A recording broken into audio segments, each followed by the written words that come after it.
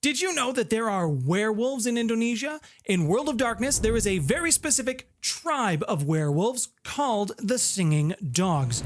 There is only 4 members of this tribe as they are nearly extinct and mostly thought of as non-existent or made up by the Garou. So, let's talk about the Singing Dogs. We'll talk about them as a tribe, we'll talk about their 4 members, we'll talk a little bit about the fact that there actually is an animal called the Singing Dog.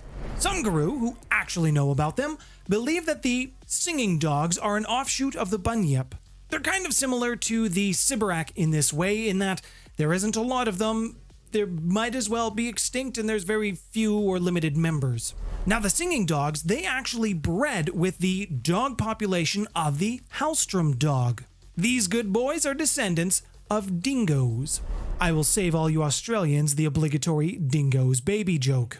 The Singing Dogs actually have a very unique totem, and that would be the Bird of Paradise. The Bird of Paradise grants the Singing Dog some very special and unique gifts, which we will talk about later, as this is how they travel in their local areas. There are only 4 known members of the Singing Dogs: 1 Lupus, 2 Hamid, and 1 Metis. These 4 members of the Singing Dogs, they maintain a cairn in New Guinea, and of course they protect the rainforest that surrounds it. What is a Singing Dog? This is an animal that actually exists, not just in the World of Darkness, but also in the real world. The New Guinea Singing Dog, or the New Guinea Highland Dog, they're an ancient lineage of dogs. They were once considered to be a separate species in their own right. Canis hallstromi, I mentioned, is very close to the Australian dingo. However, one unique thing about the breed is that they are a barkless dog. These dogs, when they want to talk to you, they don't bark, they yodel. So let's talk about the Bird of Paradise for just a moment. And while we're talking about the Bird of Paradise, if you wouldn't mind hitting the like button on this video if you enjoy World of Darkness lore videos, that lets me know you love these. And if you want to see more videos from myself, then please hit subscribe with the bell notification. And I want to give a quick shout out to friend of the channel, Game On. If you are interested in seeing one of their videos, I do recommend you check them out and show them a little bit of love. The Bird of Paradise is a very bright-colored corvid, kind of a distant cousin to the raven. When you compare Bird of Paradise to the raven, what the Bird of Paradise lacks for in their wisdom, they make up for in sheer glory. I mean, who wouldn't want to be a colorful bird? Bird of Paradise uses their plumage to attract a mate, to attract a suitor. Also, they use this to ward off predators. They're much like the peacock in this sense. And when it comes to the jungle, the Bird of Paradise, well, he considers himself king of the jungle, although there are still jaguars and tigers and, all sorts of other jungle animals there. The typical follower of a Bird of Paradise, as you might expect, they like to be flashy. They like to be the center of attention, not unlike myself. Followers of the Bird of Paradise, they can also be a little bit more dexterous when they engage in combat. They also make good tanks because they can aggro pretty good. If you were to follow the Bird of Paradise, there is a couple of things that you simply cannot do. One thing that you cannot do, you cannot be boring. You cannot be a basic bitch. Followers of the Bird of Paradise must adorn their clothes with ornaments, baubles, things that really are flashy and make them stand out in a crowd.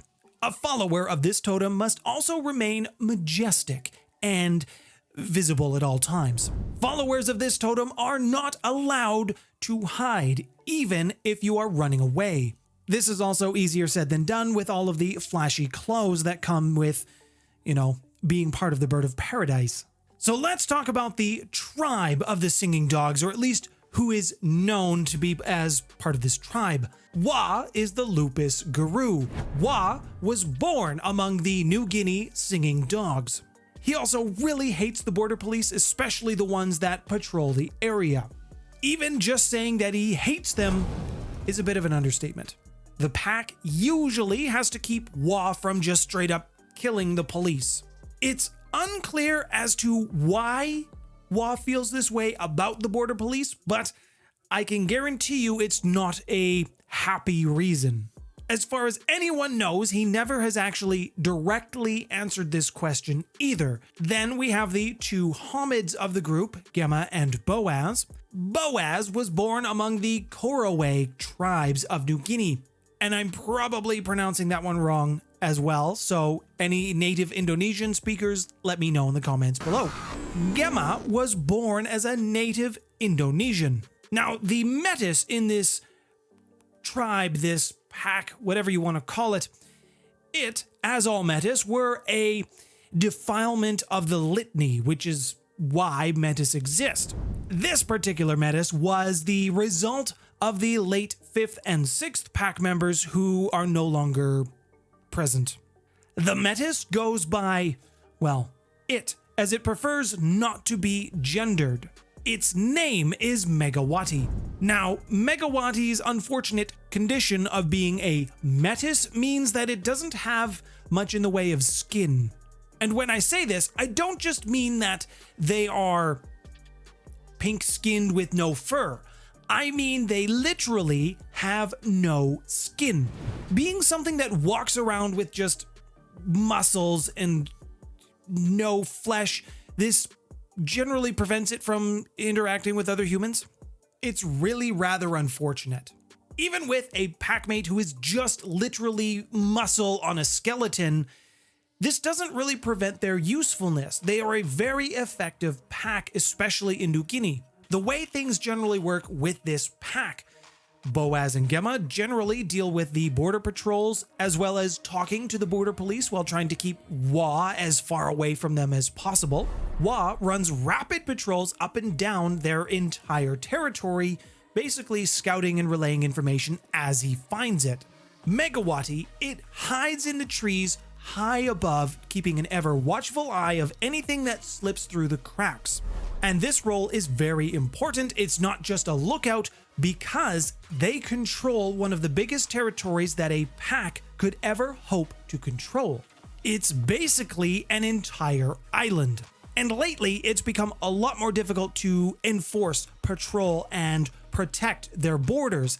And that's because not only are they having some political difficulties in the region, and this is between the region of Indonesia, Papua, and Papua New Guinea. And that's to say nothing about the horrors that are approaching from the Umbra that are constantly invading and testing the gauntlet. Regardless of all this, the pack maintains a beautiful cairn underneath a waterfall in a very pristine location. It's also very difficult to get to. Helicopters cannot land because there is no clearings for them.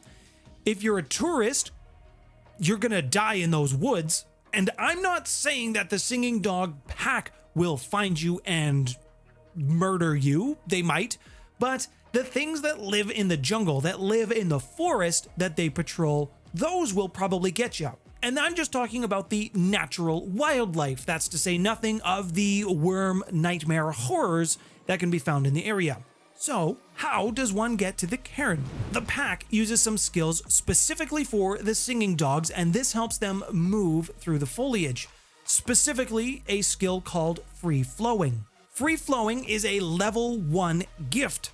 It allows a singing dog to move through the trees like a monkey. Anyone who possesses this gift can move through the trees at a high rate of speed. As long as there's something for you to grab onto, you can swing through the trees like Tarzan, Spider-Man, a singing dog, take your pick.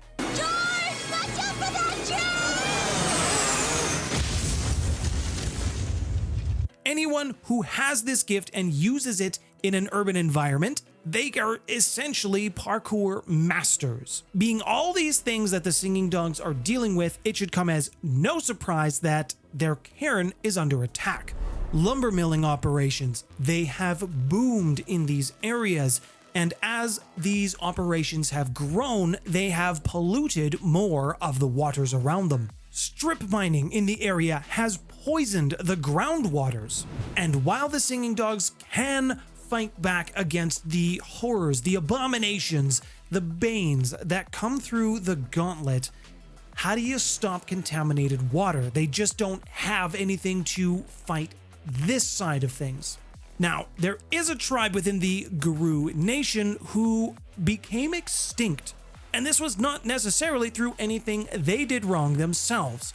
If you'd like to learn more about the Bunyip, you need to click this video up here. Thank you to all of my patrons for supporting me and the channel. All of your ongoing support is greatly appreciated. My name's Nathaniel. Thanks for stopping by, everyone.